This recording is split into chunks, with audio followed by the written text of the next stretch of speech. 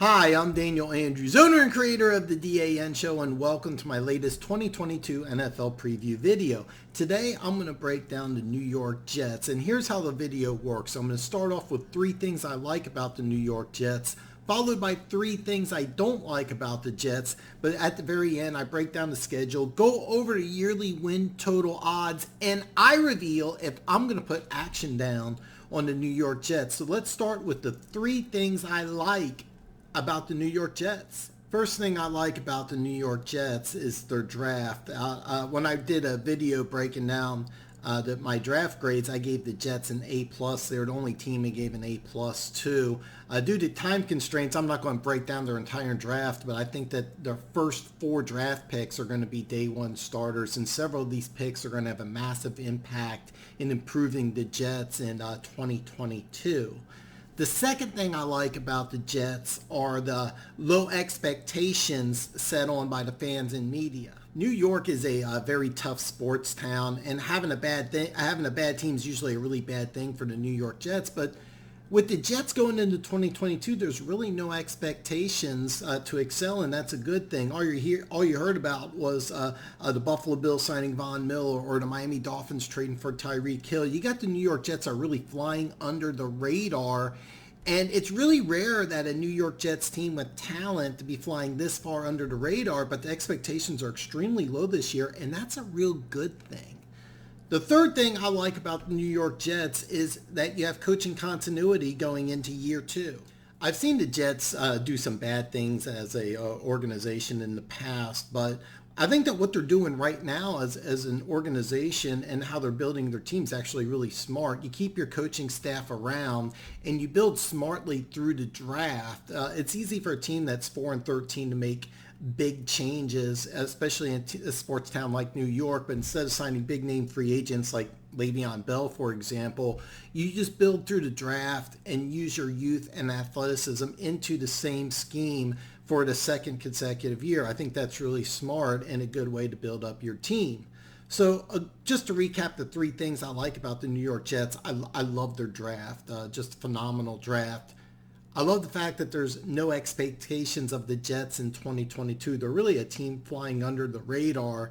And number 3, I like the coaching continuity, keeping the scheme together and building through the draft. Now, 3 things I don't like about the New York Jets. The first thing I don't like about the New York Jets is the very difficult AFC East.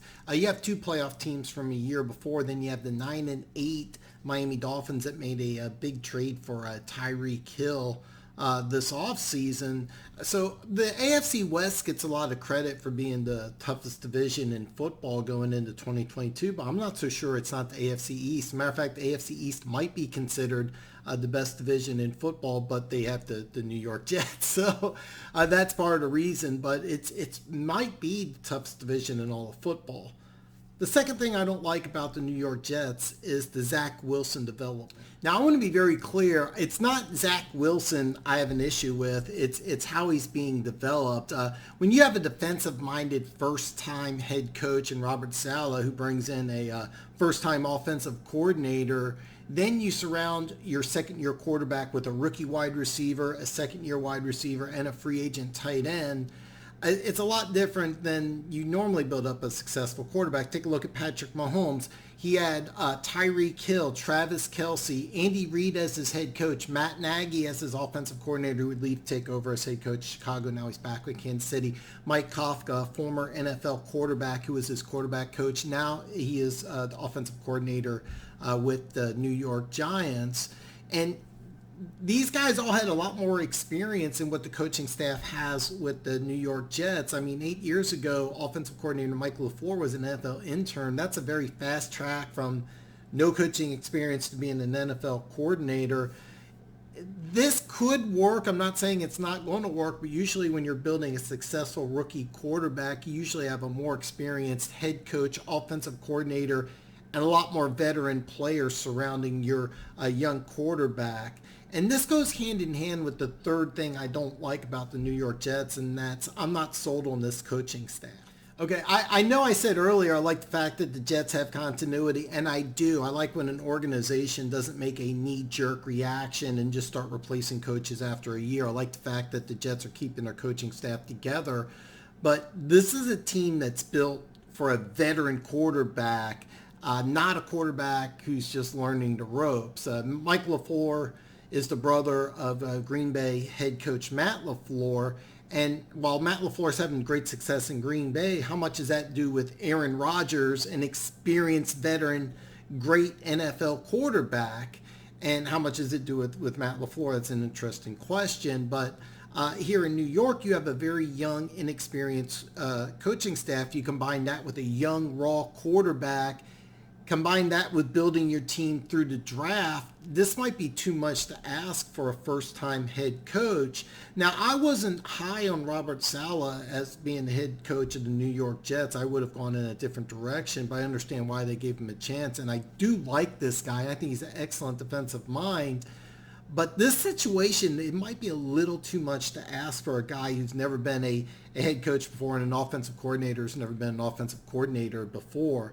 So just to recap the three things I don't like about the New York Jets. Number one, they're in a very tough division. The AFC East is a very brutal division. I have questions about Zach Wilson's development, how they're doing it, and I have some questions regarding the Jets coaching staff. Now, let's take a look at the Jets schedule, and I go over the yearly win total odds, and I reveal if I'm going to put action down on the New York Jets. All right, let's take a look at the Jets schedule here. And I like the fact that you open up with 3 out of your first 5 games are at home. Cleveland's your first road game, and you may be playing the Browns without Deshaun Watson. That's a situation I'm going to keep an eye out on. After you play Miami, those next 4 games, that's a brutal 4-game stretch. You got at Green Bay, at Denver, then home games against your 2 divisional rivals, New England and Buffalo. You get your bye week 10. That's a good spot to have a bye, but New England also has a bye week 10, so no advantage going to New England for week 11. The last 4 games of the schedule are interesting because you got 2 winnable home games to end the year, home against Detroit and then Thursday night against Jacksonville. And then because it's a Thursday night game against Jacksonville, you go to Seattle for that West Coast game that's really not that bad because you'll have a few extra days thanks to the Thursday night game.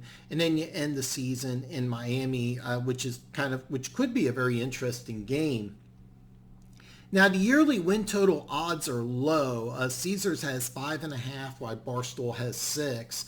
Now, I'm going to pass on betting on the Jets, and the reason why is that I think the talent is more than a 6-win team, but this schedule is brutal.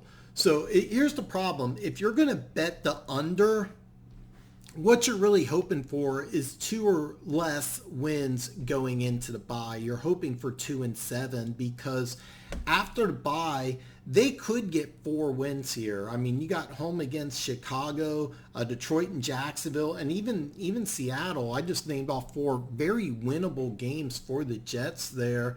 And then, like I said, at Miami, Week 18, you have no idea. They could be resting their starters. They could have a new quarterback. You have no idea what's going to go on in Miami. So that's why I would strongly recommend against betting the bye unless you're convinced that they're going to have 2 or fewer wins going into the bye. The over 5.5 that Caesars has right now is at -175. So you have to wager $175 to win 100. That's a terrible number. But if you can get a better number at 5.5, I would really strongly recommend betting over 5.5 because I do like the talent on this team, and I do think that this team will get better as the year goes on. So I do like over 5.5, but I would never recommend taking -175. Now, this is my opinion. This is what I think. I really want to hear from you. What do you think? What is your opinion of the New York Jets? Drop a comment below and let's talk football. Now, if you haven't already, hit that subscribe button, like the video, give me the thumbs up, and ring the bell. That way you're notified every time I come out with a new video. Tomorrow, I'm going to break down the other New York team. I'm going to break down the New York Giants. So I will see you tomorrow.